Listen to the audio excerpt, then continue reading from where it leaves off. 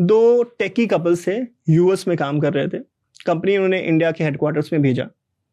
80 लाख की पैकेज थी, बेस्ट, सारे रूल बुक फॉलो करे, इंडिया में पढ़ा, फिर बाहर गए, वहां पे पढ़ाई करी, जॉब स्विच करा, राइट, EMIs ले लिए यहाँ पे, and then suddenly they were fired, and as soon as saw this news they can not take it, they have done the suicide, both of them, right. अभी 2-3 हफ्ते पहले the company call as block, mail पे उन्होंने 5000 लोगों को fire कर दिया, citing the example called as AI. इस बंदे ने जो सुसाइड करा, he has written the suicide note that I have been fired because of AI.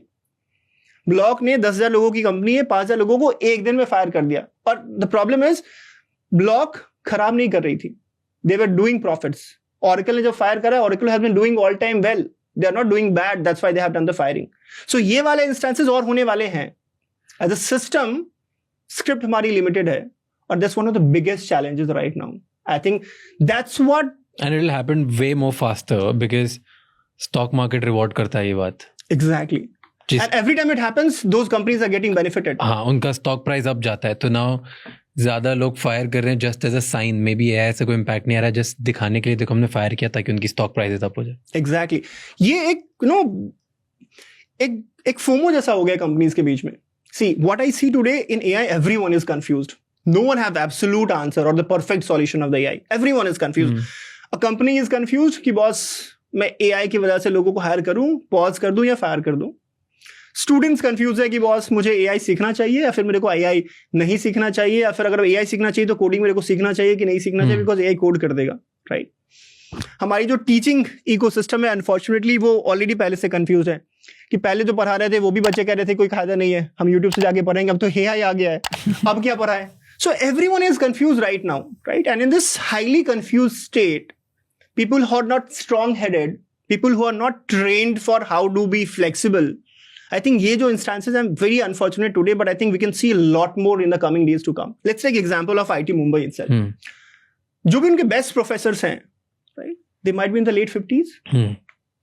जो भी double PhDs हैं, बाहर से करके हैं, they are on the late 50s. With all due respect, they might be the great researchers. पर एक तो उन्हें PhD आज से 20, 25, 30 साल पहले करी है, वो रिसर्च अच्छा करा रहे होंगे, वो आपको पेपर अच्छा लिखना सिखा देंगे, राइट। बट दोस्त BTech is not only about that. देखो आप 10th कर रहे थे फॉर मार्क्स, 90% आ जाएगा बेटा तो मोहल्ले में नाम हो जाएगा। 12th भी आप मार्क्स के लिए कर रहे थे, राइट। पर आप बीटेक जब कर रहे हो, you are not doing for the marks only, you not doing BTech for the marks, for the degree alone. देखो आज मेरा मन करता है कि मेरा 10th में 98% था, जहां भी जाऊं मैं चिल्ला के बोलूं कि बॉस मेरे इतने नंबर थे, मैं 9 पॉइंटर था कॉलेज में। मेरे को मन करता है बोलने का, बताने का, बड़ी मेहनत करी, बड़ा घिसा था और ये नंबर है मेरे, but no one is asking for it, nobody cares. ये मिथ है जो बोला जाता है कि बच्चा 10th कर लोगे तो तुम्हारी लाइफ बन जाएगी, 12th में आ जाओगे तुम्हारी लाइफ, कोई फर्क नहीं पड़ता। देखो ये एग्जामिनेशन का सीजन ही चल रहा है, by the time it will come, I think बच्चे जेईई मेंस निकाल के एडवांस की तरफ जा रहे होंगे, कुछ बच्चों का 12th निकला होगा, कुछ लोग निराश होंगे। I just want to tell them boss, nobody cares what you are getting in 10th, what you're getting in 12th, what you're getting in the engineering.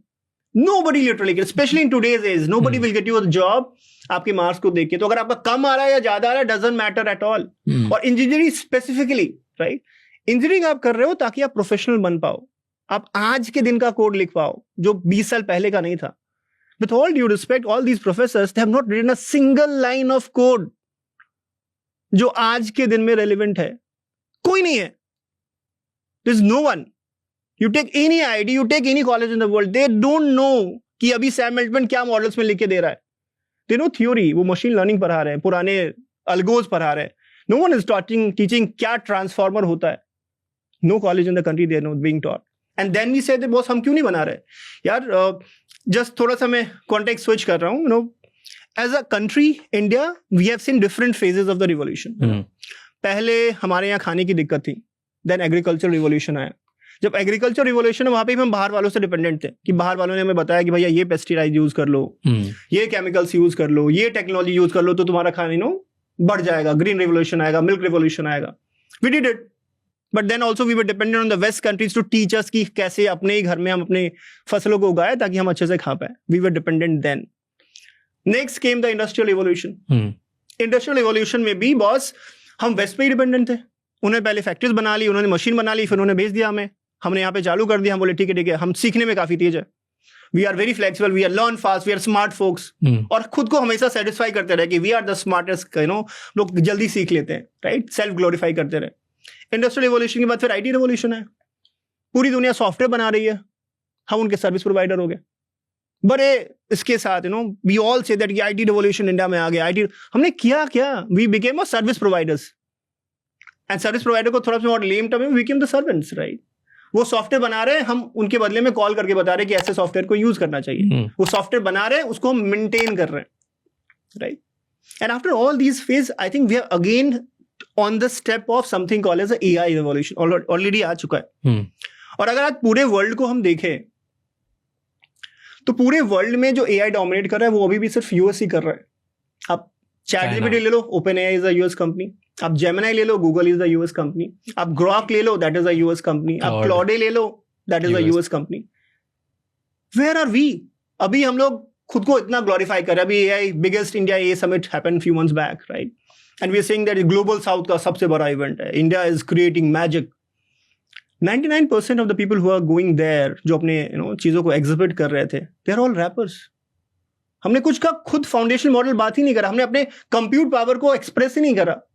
हमारे पास कहने के लिए सिर्फ कुछ मॉडल्स है, सर्वम उसमें से आगे, पर we are still nowhere close, right. इस पूरे रेस में मैं देखता हूँ यूएस सबसे आगे भी चल रहा है.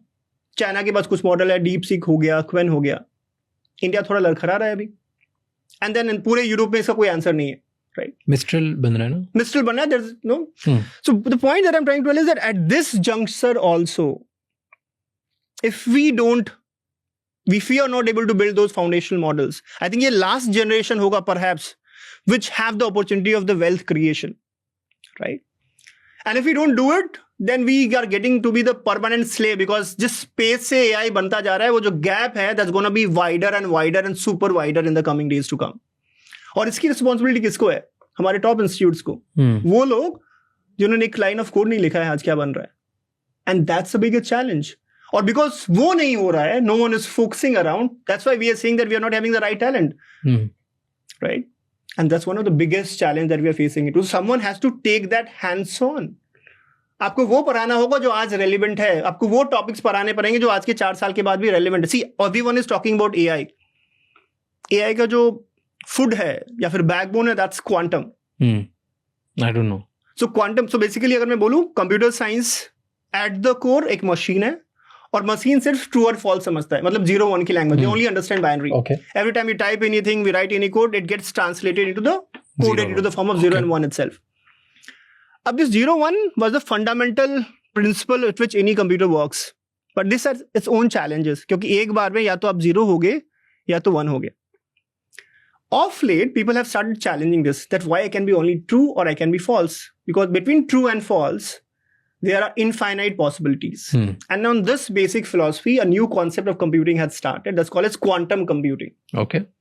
So वहाँ पे computer में you have bits, here you have qubits, where you have infinite possibilities. मतलब कि same system में you will have the infinite times more possibilities of solving a problem. See, आज की डेट में अगर हमको जीन एनालिसिस करना है, it takes years to crack the chromosomal number of that. With quantum coming into the action, it could be done in few weeks. Yeah. आज की date में जो भी हम पासवर्ड डालते हैं फेसबुक पे या इंस्टाग्राम में, वो इसलिए आज के डेट में सेफ है. अगर कुछ को क्रैक करना चाहेगा तो उसको क्रैक करने में शायद उसको 4-5 साल लगेंगे. When it comes in quantum world, that could be done in few hours itself. So whatever that we have written today will going to not to be safe in the quantum world itself. और quantum brings that amazing possibilities of huge competition. तो जितना बात हम आज AI की कर रहे हैं, I think 3 years down the line, everyone will be talking about the quantum AI, quantum computing. The West is already working towards that.